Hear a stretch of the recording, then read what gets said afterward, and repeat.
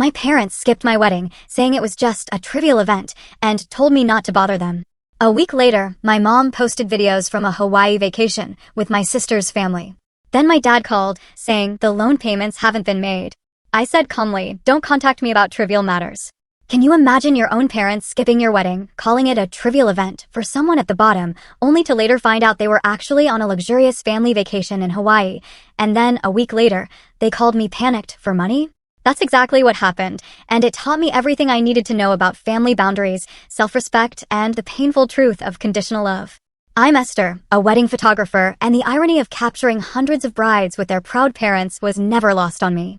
Growing up, our upper-middle-class home in Massachusetts looked perfect from the outside. A two-story colonial, manicured lawn, white picket fence, straight out of a magazine. But inside, there was a strict hierarchy that shaped my entire upbringing. At the top were my parents, Harold and Eleanor, a corporate lawyer and hospital administrator who valued status above all else. Just below them was my older sister, Julia, 6 years my senior, the golden child who could do no wrong. And then there was me, the afterthought, the disappointment. The one who never quite measured up. From my earliest memories, I understood my place. When Julia brought home straight A's, her report card was proudly displayed on the refrigerator for weeks. When I did the same, my mother would simply nod and say, "That is expected, not exceptional." When Julia got into medical school, my parents threw an elaborate party. When I graduated with honors in fine arts, they skipped the ceremony because it conflicted with a country club event. "Photography is just a hobby, Esther," my father would dismissively say whenever I tried to show him my work. "It's not a real career path." Julia, of course, followed their exact mapped-out path, Ivy League med school, prestigious residency. Now, at 35, she's a successful surgeon, married to a doctor, with 2 perfect children. They live blocks away from my parents and have Sunday dinner with them every week. The perfect dynasty. My passion for photography emerged in high school. I still remember the moment it clicked for me. My art teacher, Mrs. Lawson, lent me an old Nikon. The first time I looked through that viewfinder, something just awakened inside me. I could capture moments, emotions, stories in a single frame. I spent hours in the school darkroom, mesmerized as images appeared like magic. When I announced I wanted to study photography in college, my parents had their first major intervention with me. "We are not paying for you to waste 4 years learning to take pictures," my father declared. My mother chimed in, perhaps she could study business with photography as a minor. At least that would give her something to fall back on. They spoke about me as if I wasn't even sitting right there. In the end, we compromised. I went to the state university on a partial scholarship, double majoring in business and fine arts. They'd pay the remaining tuition, but only if I maintained a 3.5 GPA. I worked harder than ever, juggling both majors while taking wedding photography gigs on weekends to build my portfolio. My roommate, Olivia, would often find me editing photos at 3 a.m. after finishing business assignments. "You know, most people choose one thing to excel at," she told me once. "You're killing yourself trying to please everyone." She was right. But I was still hoping to earn my parents' approval. That hope faded during my junior year. I won a prestigious regional photography award, and the local newspaper ran a feature on me. I excitedly sent the clipping to my parents, thinking, finally, they would see my talent. My mother called that evening. "I saw your little article," she said. "It was nice. But did you see that Julia just published her research in the New England Journal of Medicine? We sent you the link last week." I had seen it. I had also sent Julia a congratulatory bouquet, but no one had mentioned my achievement to her or sent me so much as a text message saying, "Good job." After college, I worked at a marketing firm to appease my parents, building my photography business on the side. For 3 years, I saved every penny, lived in a tiny apartment with 2 roommates, and worked 7 days a week. When I finally had enough clients and savings to leave my corporate job and pursue photography full-time, my father called it career suicide. He told me, "You are throwing away a stable income to chase a pipe dream. Do not come crying to us when you fail." But I didn't fail. Over the next 7 years, I built a successful wedding and portrait photography business. I specialized in capturing authentic, emotional moments rather than stiff, posed shots. My calendar filled up a year in advance, and I eventually hired 2 assistant photographers. I bought my own small condo in the city, created a beautiful portfolio and website, and even won several international photography awards. My parents never acknowledged any of it. At family gatherings, my mother would proudly update everyone on Julia's latest accomplishment, but introduce me simply as my younger daughter, with no mention of my career. I once overheard her tell her bridge club friend that I was still figuring things out, as if I was an aimless 20-year-old rather than a successful business owner. It was during one of my wedding shoots that I met Noah. He was the best man, and I noticed him making the nervous groom laugh and relax before the ceremony. During the reception, he helped an elderly guest who had trouble walking and later entertained the children. I found myself taking extra photos of him, drawn to his natural warmth and kindness. When he approached me as I was packing up, I felt uncharacteristically nervous. "So, you're the one who sees everything," he said with a smile. "That's my job," I replied, "to notice the moments others might miss." "Well, I noticed you too," he said, handing me his phone number. "In case you ever want to be on the other side of the camera." Noah turned out to be an elementary school teacher who loved his job with the same passion I had for photography. On our first date, he talked about his fourth-grade students with such enthusiasm and respect that I knew he was special. He saw potential in everyone and believed in nurturing individual talents, not forcing children into predetermined paths. The contrast with my parents couldn't have been more stark. When I finally introduced Noah to my parents 6 months into our relationship, my father barely shook his hand, and my mother made several comments about how teachers were so underpaid. On the drive home, Noah asked why they seemed disappointed in him before they even got to know him. "It's not you," I explained. "They would react this way to anyone who isn't a doctor or lawyer or CEO. That's their loss," he said simply. "Because they are missing out on knowing a pretty wonderful daughter." That was the moment I knew I wanted to build a life with Noah. He saw me for who I was and valued me unconditionally. In his eyes, I was never at the bottom of anything. As our relationship grew serious, I maintained minimal contact with my parents. Monthly phone calls that lasted 10 minutes at most. Obligatory visits on major holidays. I stopped seeking their approval and focused on building my life with someone who actually supported my dreams. Noah proposed on a crisp autumn morning during a hike to a waterfall we both loved. There was no elaborate setup or hidden photographer, just the two of us surrounded by the red and golden leaves of New England fall. He knelt on the damp ground, pulled out a simple but beautiful ring, and asked if I would share my life with him. The moment was perfect precisely because it was authentic, much like the photographs I tried to capture for my clients. "I know I'm just a teacher," he said after I said yes through happy tears, "but I promise to support your dreams the way you support mine." "You are never just anything," I told him. "You are everything I want." We decided on a small garden wedding with 70 guests, a modest budget, and a focus on what truly mattered to us. As a wedding photographer, I'd seen too many couples stress over elaborate details, losing sight of the meaning behind the ceremony. Noah and I wanted something intimate and meaningful. I found a beautiful botanical garden venue, selected a simple catering menu, ordered flowers from a local florist, and asked a pastry chef friend to create our cake as her wedding gift. I called in favors from photographer friends who offered to document our day at a fraction of their usual rates. The invitations were handmade by Noah's artistic sister, Laura, simple cream-colored cards with pressed flowers. We addressed them one weekend, laughing and drinking wine. "Are you sure only 4 people from your family?" Noah asked, noticing my stack was much smaller than his. "My Aunt Karen and Uncle Jack, plus my 2 cousins," I confirmed. "And my parents and Julia's family, although I doubt they'll come." "You should still invite them," he said gently. "Give them the chance to surprise you." I knew he was right, but I also knew my parents. Still, I hoped that perhaps my wedding day might be the one occasion when they would put aside their disappointment in my life choices. I called all our friends and extended family first, saving the call to my parents for last. My mother answered on the 4th ring, sounding distracted. "Hello, Esther. This is not a good time. We're about to leave for a fundraiser. This will just take a minute, Mom. I wanted to let you know that Noah proposed, and we're getting married in June." There was a pause, then a sigh. "Well, I suppose congratulations are in order. Have you set a date?" "June 12th, I said, trying to keep the excitement in my voice despite her lukewarm response. "It will be a garden ceremony, small and intimate." "June is a busy month," she replied. "Your father has a conference, and I believe Julia is presenting at a medical symposium around then. Plus, the grandkids have their end-of-year recital. It's 6 months away, Mom. I would really love for you all to be there." "We'll see what we can do," she said in a tone that suggested she was already looking for excuses. "Send us the details." The formal invitations went out in January. I included a handwritten note in my parents' invitation, expressing how much it would mean to have them there. Weeks passed with no RSVP. In March, 3 months before the wedding, I decided to visit my parents' home in person. I hadn't been to the house in almost a year, and nothing had changed. The same formal living room where children were never allowed to play. The same wall of photos documenting Julia's achievements, with only a single small picture of me from high school graduation. My mother offered me tea in the good china cups reserved for guests rather than family, a subtle reminder of my outsider status. My father joined us, sitting in his favorite leather chair, perfect posture as always. "We received your invitation," my mother began after painful small talk about the weather. "But I'm afraid we have a conflict." "What conflict?" I asked, my voice tight. The date has been set for months. My father cleared his throat. Your sister's family is visiting that weekend. We have already made plans. Could they not come the weekend before or after? I asked, trying to keep my voice steady. This is my wedding day. My father's expression hardened. Esther, let us be frank.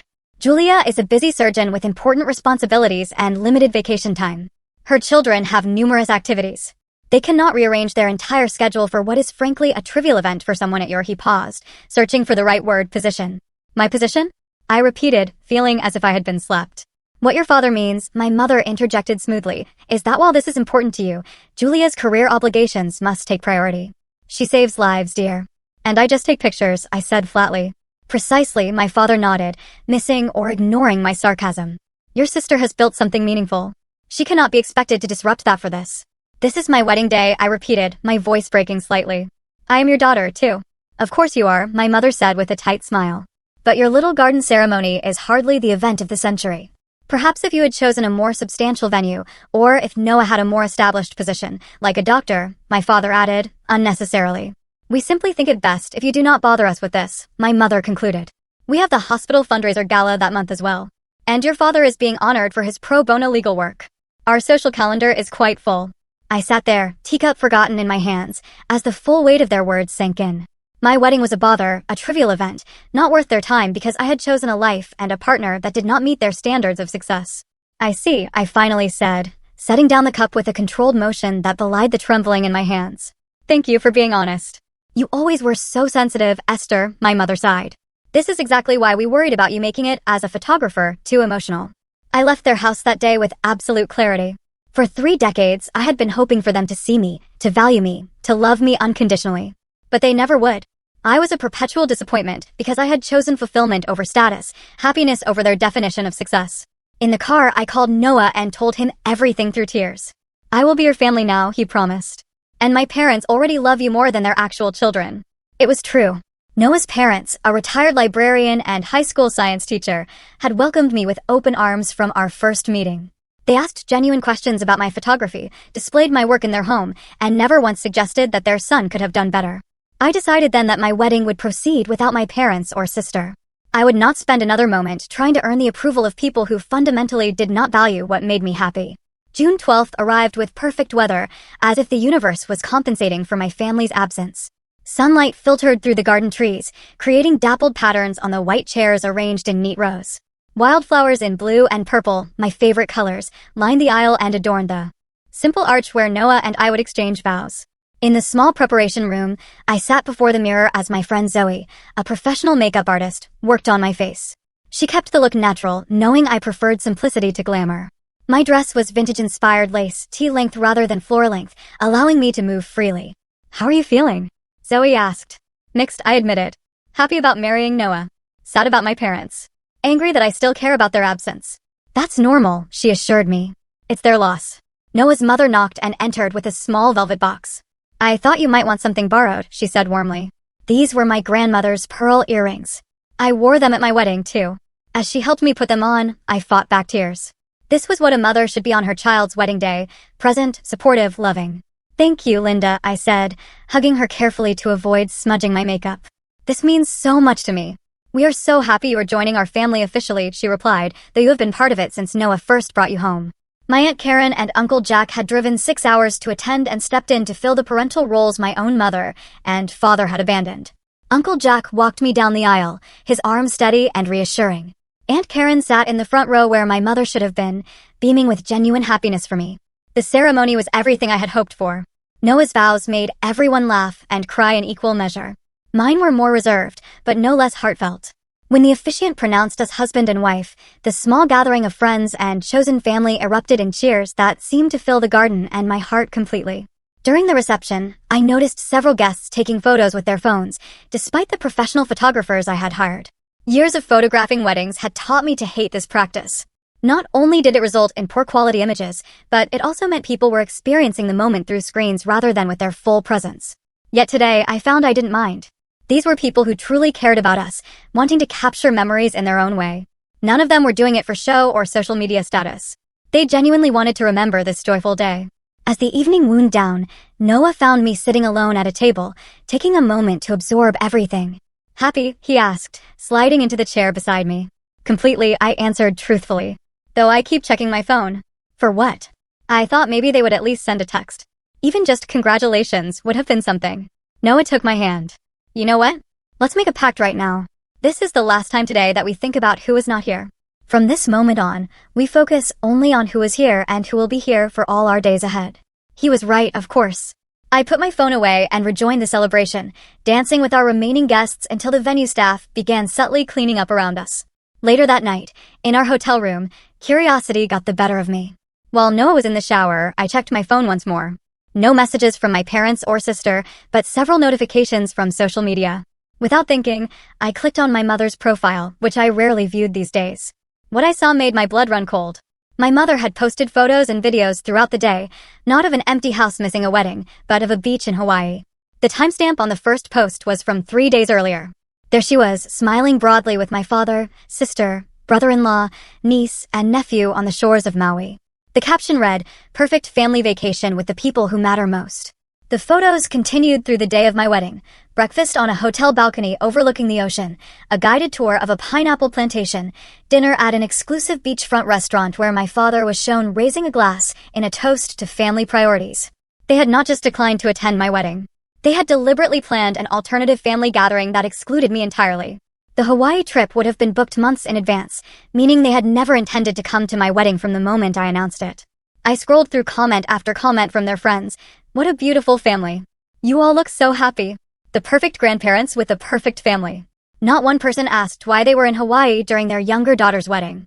When Noah emerged from the bathroom, he found me crying silently, the phone still clutched in my hand. Without a word, he sat beside me and looked at the screen. "Oh, Esther," he said softly, taking the phone and setting it aside. "I'm so sorry."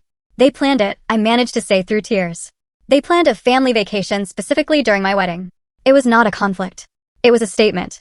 Noah held me as I cried, soaking his t-shirt with tears on what should have been the happiest night of our lives. Once I had calmed down, I tried calling my mother. It was afternoon in Hawaii, and she answered on the third ring. "Esther, is something wrong?" she asked, sounds of laughter and ocean waves in the background. "I saw your Hawaii posts," I said without preamble. "You planned a family vacation during my wedding." "Yes." "Well, as we told you, we had prior commitments," she replied smoothly. "Julia could only get certain dates off, and the children had activities to work around. You could have told me you were going to Hawaii instead of making it sound like separate conflicts." "Would that have made a difference?" she asked. "The result would have been the same. We had more important obligations." More important. The words hung between us like a verdict. I was less important than a beach vacation. "I need to go," my mother continued. "Your father is waiting for me at the luau. I hope your little ceremony went well." She hung up before I could respond, leaving me staring at the phone. Noah gently removed it from my grip and powered it off completely. "No more tonight," he said firmly. "Tomorrow we start our honeymoon and our life together. They don't get to ruin this for us." He was right. I had spent too many years letting my parents' disapproval shadow my happiness. Our honeymoon in Quebec was wonderful, filled with exploration, good food, and moments of pure joy. For 2 weeks, I didn't check social media or call my family. I existed fully in the present with the man who had chosen me above all others. 1 week after returning from our honeymoon, real life resumed. I had a backlog of wedding photos to edit and clients to meet. Noah was preparing for the new school year. We were settling into our newly shared apartment. I was at an engagement photo session when my phone began buzzing repeatedly in my bag. I ignored it until the shoot was complete, then checked to find 7 missed calls from my father and 3 voicemails. My father never called me, let alone multiple times in succession. The first voicemail was, "Esther, call me immediately about the Madison property loan." The second, an hour later, was more urgent. "This is serious, Esther. The bank has been sending notices. Call me back." The third, just 20 minutes old, was, "Openly panicked. The loan payments have not been made. They are threatening legal action. Call me right away." My stomach dropped as I realized what this was about. 3 years earlier, when I was still desperate for my parents' approval, my father had asked me to co-sign a loan for a small commercial property he was investing in. The Madison building was supposed to be a sure thing, an office space in an up-and-coming area that would generate reliable rental income. "It's just a formality," he had assured me. "Your name on the paperwork helps with some tax advantages, but I will handle everything. All payments, all paperwork. You won't need to worry about a thing." Against my better judgment, I had signed. It was one of the few times my father had ever included me in any aspect of his business dealings, and I had been pathetically grateful for the recognition. Noah, whom I was just starting to date at the time, had gently suggested I get everything in writing. But I had been afraid that showing such distrust would close this rare door to paternal approval. Now, it seemed there was a problem. I finished packing my equipment and called my father from a park bench. Finally, he answered on the first ring. "Where have you been?" "This is an emergency." "I was working, Dad," I replied. "What is going on with the Madison loan?" "The management company I hired has been incompetent," he said, anger evident in his voice. "The building has been half empty for months, and they failed to inform me. The rental income has not been covering the loan payments." "But you have been making the payments anyway, right?" I asked, already knowing the answer from his panicked messages. "I was handling it, but with the Hawaii trip expenses and Julia's children's private school tuition that we help with, there were some temporary cash flow issues. I assumed the management company was still collecting enough rent to cover the minimum payments." "How many payments have been missed?" I asked, my professional calm masking the growing panic I felt. "3, he admitted. "The bank sent notices, but they were going to the building address, not our home. I only found out when a bank representative called me directly yesterday." 3 missed payments. My name on the loan documents.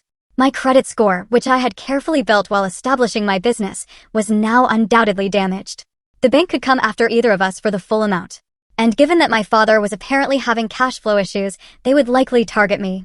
"I need you to transfer $40,000 to cover the missed payments and penalties," my father continued in the same authoritative tone he had used throughout my childhood. "Once that is cleared, we can discuss restructuring the loan or possibly selling the property." $40,000? I repeated, stunned. "Dad, I don't have that kind of money just sitting around. I just paid for a wedding and honeymoon." "Surely your business has emergency funds," he pressed. "This is a family emergency, Esther. Your credit is at stake, too." The irony was not lost on me. My wedding had been a trivial event, not worth attending, but my financial resources were considered family property to be called upon in crisis. "I need some time to figure this out," I said, trying to keep my voice steady. "I'll call you tomorrow." "This cannot wait," he insisted. "The bank is threatening to begin foreclosure proceedings by the end of the week." "Then it has already waited too long," I replied. "I'll call you tomorrow." I hung up and immediately called Noah, then our financial advisor, then a lawyer friend who specialized in real estate. The picture that emerged from these conversations was worse than I had initially thought. The property had been poorly managed for nearly a year. My father had missed not 3, but 5 payments, with the first 2 having been automatically covered by the reserve fund he had established at the beginning, which was now depleted. The bank was within its rights to demand immediate payment of the missed amounts plus penalties. If we didn't comply, they could foreclose on the property and still come after both co-signers for any remaining balance if the sale didn't cover the loan. Furthermore, my credit score had already dropped nearly 100 points, potentially affecting everything from our ability to refinance our mortgage to the interest rates on our credit cards. That night, Noah and I sat at our kitchen table surrounded by financial documents and legal papers. "I cannot believe he let it get this bad before telling me," I said, rubbing my temples. "And the timing, right after they skipped our wedding for a luxury vacation that apparently contributed to their cash flow problems." "It seems like more than coincidence," Noah agreed. "The question is, what do we do now?" We had options, none of them particularly good. We could liquidate a portion of my business savings to cover the missed payments, essentially rewarding my father's irresponsibility. We could try to force the sale of the property quickly, potentially at a loss. Or we could let it go to foreclosure, which would damage my credit for years, but might be financially better in the long run. "I need to understand why this happened," I said finally. "Before I decide anything, I want the full picture." The next morning, I met with our financial advisor again. This time, armed with all the questions I should have asked 3 years ago. She helped me request a complete financial and occupancy history for the Madison property. What we discovered was troubling. The building had never been fully occupied. The sure thing investment had been struggling from the beginning, with my father constantly withdrawing any profit as soon as it accumulated, rather than building a proper reserve fund. The management company had indeed been sending reports, just not to the address my father had claimed. Most tellingly, my father had stopped making payments right around the time he would have been booking and paying for the Hawaii vacation. "It looks like robbing Peter to pay Paul," my financial advisor said bluntly. "Except in this case, you are Peter." I felt a cold clarity descend over me. This was not just financial mismanagement. This was my father prioritizing a luxury vacation with his real family over his legal and ethical obligations to a loan that could financially devastate me. When I called my father back that evening, I was calm and prepared. "I have reviewed the Madison property financial records," I began. "How did you access those?" He interrupted, sounding alarmed. "I'm a co-signer on the loan, Dad. I have legal rights to that information. Why did you start missing payments exactly when you booked the Hawaii trip?" "That is entirely unrelated," he blustered, "and irrelevant to the current situation. Have you arranged the transfer to cover the missed payments? No, I said simply. I have not. What do you mean no? This affects your credit, Esther. Be reasonable. I am being reasonable. In fact, I have consulted with financial and legal advisors to determine the most reasonable course of action. Which is, he demanded. I will tell you tomorrow, I replied.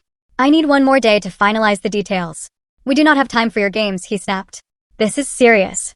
Yes, I agreed. It is serious. Just like my wedding was serious to me. I hung up before he could respond. Then turned to Noah, who had been sitting beside me, holding my hand throughout the call. Are you sure about this? He asked. Quietly. Absolutely, I nodded. For the first time in my life, I am going to treat my parents exactly the way they have treated me. The next 24 hours were a flurry of activity. I met with the lawyer again to understand exactly what my legal obligations and options were regarding the loan. I spoke with a credit repair specialist about mitigating the damage to my credit score. I consulted with a real estate agent about the actual market value of the Madison property versus what my father claimed it was worth. What emerged was a picture of my parents' finances that surprised me. Despite their upper-class lifestyle and apparent wealth, they were significantly overextended. The Madison property was just one of several investments that were underperforming. They had taken out a second mortgage on their home to help Julia buy her house. They were contributing substantially to my nieces and nephews' private school tuition and extracurricular activities, and they maintained memberships at 2 exclusive clubs that cost thousands annually. In short, they were living beyond their means while projecting an image of success and financial stability. The Hawaii vacation had been charged to a credit card already near its limit. My father's law practice, while prestigious, had been losing clients to younger, more tech-savvy firms. My mother had recently reduced her hospital administration hours, but not her spending habits. They were not on the verge of bankruptcy, but they were far from the secure position they had always projected. And now they expected me, the daughter they had dismissed and devalued, to bail them out. Armed with this knowledge and a clear plan, I called my father exactly 24 hours after our last conversation. Finally, he answered. Tell me you have the money ready to transfer. I do not, I replied calmly. Esther, this is no time for petty revenge because we missed your wedding. This is a financial emergency. Do not contact me about trivial matters, I said, using the exact words and dismissive tone my mother had used about my wedding. There was a moment of shocked silence on the other end of the line. What did you just say? He finally sputtered. Trivial matters, I repeated. Like loan payments or foreclosures or credit scores. They are trivial compared to the important things in life. Wouldn't you agree? This is outrageous, he exploded. Your mother and I raised you better than this. We gave you everything. Except your presence at my wedding, I countered. Except your respect for my career. Except your unconditional love. That is not fair, he protested. We have always supported you. When it was convenient. When it matched your vision for me. When it didn't conflict with Julia's recital or presentation or vacation. But when I needed you to simply show up on the most important day of my life, you chose Hawaii instead. That is entirely different, he insisted. Is it? You decided my wedding was trivial.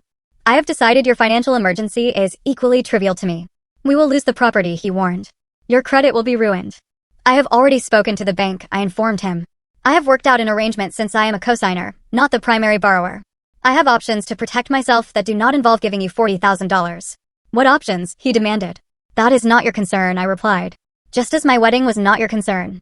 You cannot do this to us, he said, his voice now holding a note of genuine fear. Your mother will be devastated. I imagine she will, I agreed, just as I was devastated seeing photos of all of you in Hawaii on my wedding day. The difference is that I did nothing to deserve that pain.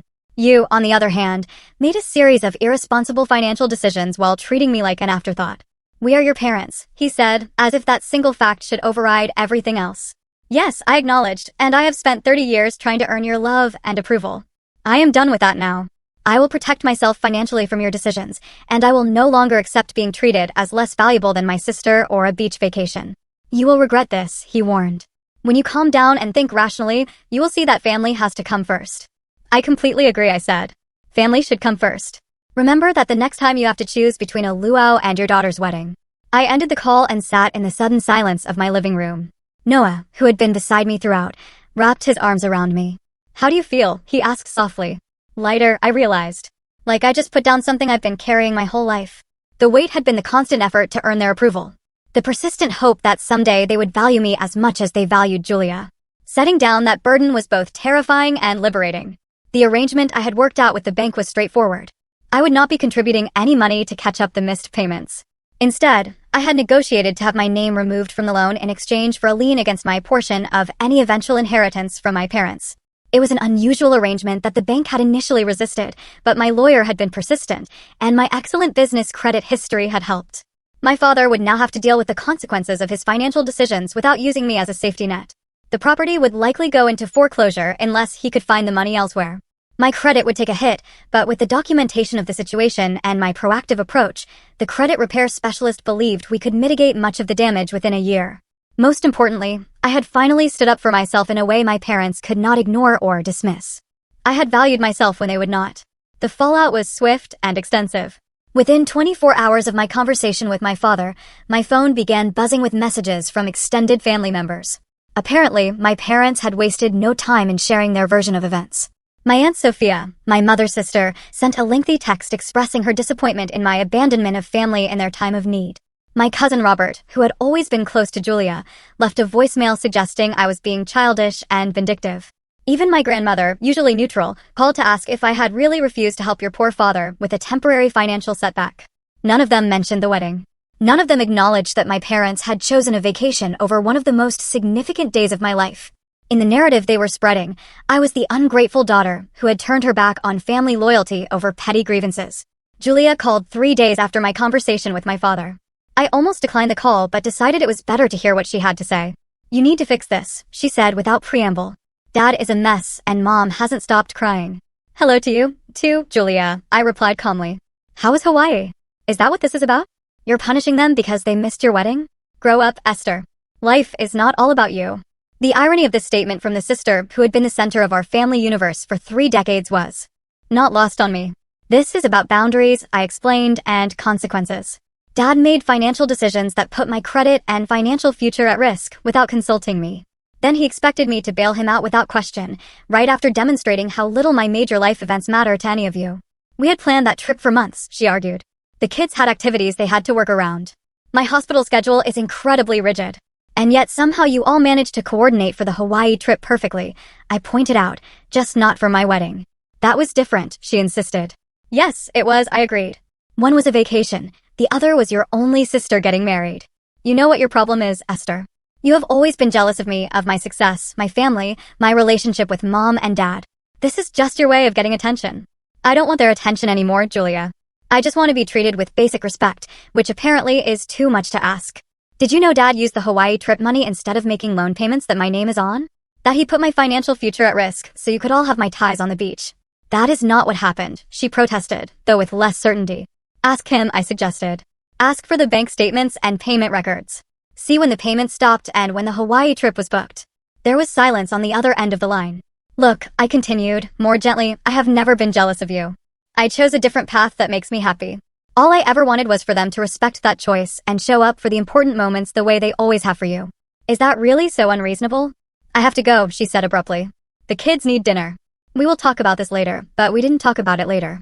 Julia retreated into silence, neither defending me to our parents nor continuing to attack me directly. She had always avoided conflicts that did not directly benefit her, and this was no exception. Noah was my rock throughout the family drama. He never once suggested I reconcile for the sake of peace or give in to the mounting pressure. Instead, he helped me document everything carefully, preserving emails, text messages, and financial records that showed the true sequence of events. When I worried that I was being too harsh, he gently reminded me of all the years I had accepted their dismissive treatment. "You are not cutting them off," he pointed out. "You are just requiring the same respect you give them. That is healthy, not harsh." To my surprise, a few family members actually reached out in support once they heard my side of the story. My Aunt Karen, who had walked me down the aisle, called to tell me she was proud of me for finally standing up for myself. "Your mother has always played favorites," she said bluntly. "I love my sister, but she has done you no favors by treating you as less than. It is about time someone called her on it." My cousin Danielle, who had distanced herself from family gatherings years ago for reasons I had never fully understood, sent me a simple text, "Welcome to the other side. It's lonely sometimes, but much healthier. Call me if you need to talk to someone who gets it." Even my Uncle Peter, my father's brother, who rarely involved himself in family matters, emailed to say that while he took no sides, he had always admired my independence and determination to build a life on my own terms. These unexpected allies helped balance the chorus of relatives insisting I should forgive and forget for the sake of family harmony. They reminded me that standing up for myself was not selfish or vindictive, but necessary and long overdue. Meanwhile, I threw myself into building my business and my marriage. The photography studio expanded, adding a third associate photographer and moving to a larger space that included a small gallery to showcase our work. Noah received a promotion to lead teacher at his school, developing a new arts-integrated curriculum that his principal described as revolutionary. We renovated our apartment, creating a home that reflected both our personalities. We traveled when we could, taking weekend trips to nearby states and planning a larger journey to Europe for the following summer. We built friendships with other couples who supported our goals and celebrated our successes without competition or judgment. In short, we created the loving, supportive environment I had never experienced growing up. Our home became a place where achievements were celebrated regardless of field, where setbacks were met with encouragement rather than criticism, and where love was never conditional on meeting someone else's standards. 6 months after the confrontation with my father, I received a formal letter from the bank confirming that my name had been removed from the Madison property loan as per our agreement. The property had not gone into foreclosure after all. Somehow my father had found the funds to catch up the payments, though he never told me how. I suspected he may have borrowed from friends or liquidated other investments. My credit score was recovering slowly but steadily. The credit repair specialist had helped me document the situation in ways that mitigated some of the damage, and my otherwise excellent financial history worked in my favor. It would take another year to fully recover, but the worst of the impact was behind me. Most importantly, I was healing emotionally. The therapist I had started seeing after the wedding helped me work through the complex grief of essentially losing my family of origin while building my family of choice. She helped me see that my parents' inability to value me was their limitation, not a reflection of my worth. You cannot make someone love you the way you need to be loved, she told me in one particularly powerful session, but you can stop accepting less than you deserve. It was a painful lesson, but a necessary one. For the first time in my life, I was defining my worth on my own terms rather than through my parents' narrow lens of achievement and status. 1 year after our wedding, Noah surprised me with a weekend getaway to celebrate our anniversary. He chose a charming bed and breakfast in a coastal town, knowing my love of ocean photography. The innkeeper had set up our room with champagne and flowers, and Noah had arranged for us to have a private dinner on the beach at sunset. As we toasted our first year of marriage, I realized how much had changed in 12 months. Not just externally, with the business expansion and home renovations, but internally. I was calmer, more confident, less driven by the need to prove myself. "What are you thinking about?" Noah asked, noticing my contemplative mood. "How different I feel now compared to last year," I replied. "Like I have finally stopped running. Running to catch up, to be good enough, to earn approval that was never going to come, no matter how fast or far I ran." He squeezed my hand. "You were always enough. I'm just glad you can see it now, too." My relationship with my parents had settled into a new pattern. After months of either angry messages or complete silence, my mother had reached out around the holidays with a carefully neutral email asking about our plans for Christmas. I had responded politely but firmly that we would be spending the holiday with Noah's family. Since then, we had established what my therapist called civil distance. Occasional emails or brief phone calls that remained on safe topics like the weather or general news. No discussions of my business successes or their financial situation. No mentions of Julia or her family. It was superficial but manageable, a relationship built on mutual politeness rather than authentic connection. I had accepted that this was likely all we would ever have. My parents were too set in their values and perceptions to truly change, and I was no longer willing to contort myself to fit their expectations. The distance between us was the natural consequence of 30 years of conditional love meeting its first real boundary. What surprised me was how much peace I found in this acceptance. The constant ache of seeking approval had been replaced by the quiet confidence of knowing my own worth. I still had moments of sadness about what might have been, but they no longer overwhelmed me or defined my days. My business continued to thrive, with a growing reputation for capturing authentic moments rather than posed perfection. A prestigious wedding magazine had featured my work in their spring issue, calling my style revolutionary in its emotional honesty. The feature had brought in a wave of new clients, allowing me to raise my rates and be more selective about the weddings I accepted. Noah and I had started discussing children, a conversation that brought both excitement and anxiety. I worried about repeating patterns, about somehow transmitting the conditional love I had experienced to a child of my own. "But you are not your mother," my therapist reminded me when I shared these fears. "You have done the work to recognize those patterns. That awareness alone is a powerful preventative." She was right, of course. The very fact that I worried about repeating my parents' mistakes meant I was unlikely to do so unconsciously. Noah and I were building our relationship and potential future family on a foundation of acceptance and support rather than expectation and comparison. In March, just as we were seriously considering starting a family, my Uncle Jack passed away unexpectedly from a heart attack. His funeral was the first time I would see my parents and sister face to face since the confrontation over the loan. I considered not attending, but Uncle Jack had been one of the few family members who had consistently shown up for me. He deserved to be honored regardless of my discomfort with the family dynamics his funeral would entail. Noah and I flew to Chicago for the service, booking a hotel rather than staying with relatives to maintain some emotional distance. The funeral was well attended, a testament to my uncle's wide circle of friends and positive impact on his community. My parents arrived just before the service began, looking older than I remembered. My father's hair had gone completely gray, and my mother seemed to have lost weight. They nodded stiffly in my direction, but made no move to approach. Julia and her family sat with them in the front row, while Noah and I chose seats several rows back with my Aunt Karen. After the service, during the reception at my aunt's house, I was helping arrange food in the kitchen when my mother entered.